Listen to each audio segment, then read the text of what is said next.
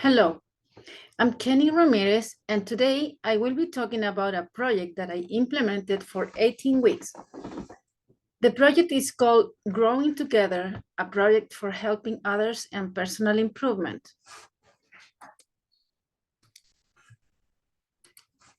I chose this topic because I wanted to apply my leadership concepts through a personal and community project that would involve making a difference in the life of a disabled adult in my community. In particular, I wanted to implement my skills in doing activities that would help a disabled adult in all areas. For this, I designed a plan involving the physical, the cognitive, the psychological, and social aspects of my client's development. I designed this project by addressing the following aspects. 1, physical development by exercising on a daily basis for myself. Emotional care by reading a book that I like, also done on a daily basis. Intellectual pursuit by learning German every day, at least half an hour. 4, being ethical by using important ideas during the project implementation, such as honesty, integrity, justice, respect, responsibility, and transparency. And 5, the last aspect that I addressed, and probably the most significant one, was community service, where I guided a disabled adult into becoming physically active and addressing her emotional, psychological, and social developments. As a leader guiding a person with a disability, I had to use emotional intelligence to interact with my client, who is a 32-year-old woman with Down syndrome who cannot speak but communicates very well through gestures, some vocalizations, body language, and some American Sign Language skills. Working with her for 18 weeks tested my skills, and I used not only emotional intelligence for trying to understand her mood and emotions, but also compassion and empathy to learn what she wanted to tell me. I had to be aware of my own emotions and personal bias to be open enough to understand her needs without any preconceived judgment. While in the social world, when we were in the mall, walking or eating, I had to use the notion of inclusion with her by inviting her into conversations and helping her buy her lunch. While including her into the group, I noticed her joy through her smiles, eye contact, and approval face gestures.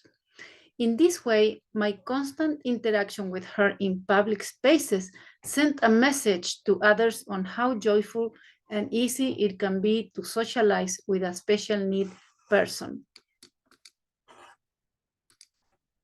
In reflecting back to my project implementation, I found that I discovered strengths that I didn't know I have.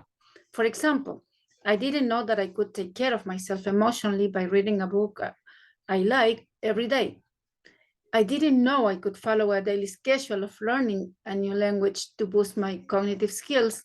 And I learned this as I was studying German for 18 consecutive weeks. And surprisingly, I can say a lot of things in German. Reflecting back, I also learned not only about my own strengths, but also about my own weaknesses. And I took these weaknesses as opportunities to grow and ways that could be improved for future projects. One of my biggest weaknesses was in the domain of flexibility.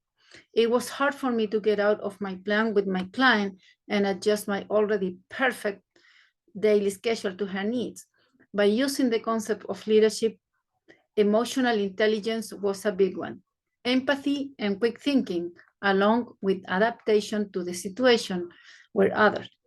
I had to be very aware of my own emotions when she showed behaviors of being tired and not wanting to do her physical activity that I planned with every detail. Instead of becoming frustrated, I had to accept her mood and try to understand that maybe she was feeling well, or she was a bit sick, or she just didn't sleep enough. In looking for clues, I did change my attitude and offered her to do something else that took less energy. It was then that I realized that my perfect schedule needed to be flexible.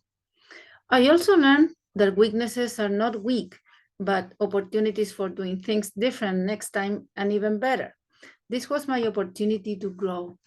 My perfect and fixed schedule became just a base guide for letting this person become healthier and happier.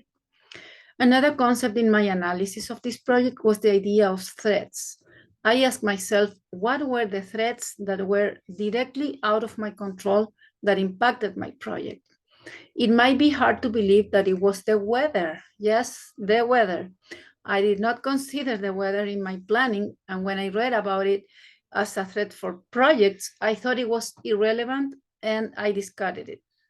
But no, it was almost half of my schedule. Related to recommendations for future Executive 301 students, what I would do different from what I did is to consider threats to projects like the weather.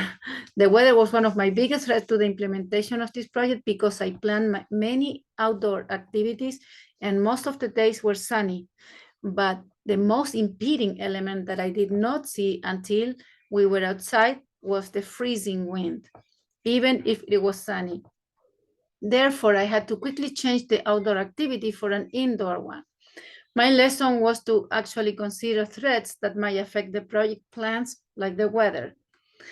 To conclude this presentation, I want to say that one of my biggest lessons, among others, in applying important leadership concepts through community service, in my case to a disabled adult, was inclusion, empathy, and flexibility of mind, concepts that I think every leadership student should incorporate and apply in their learning journey. Thank you.